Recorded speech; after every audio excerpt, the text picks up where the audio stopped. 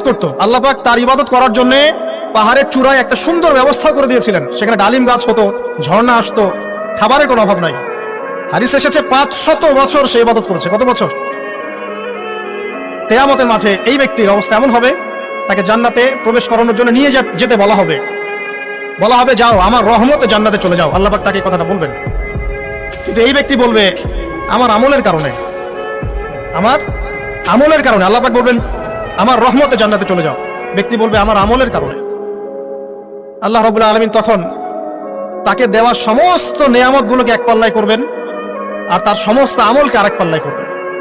তারপর দেখা যাবে আল্লাহর সমস্ত নেয়ামত তার একটা চোখের সমান হয় নাই। কথা কি বুঝতে পারছেন?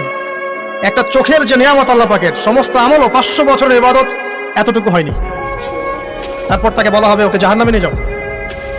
এবার জাহান্নামে যাওয়ার সময় সে বলবে আল্লাহ তোমার রহমতে আমাকে মাফ করে দাও। তখন আল্লাহ পাক তাকে আবার ডেকে নিয়ে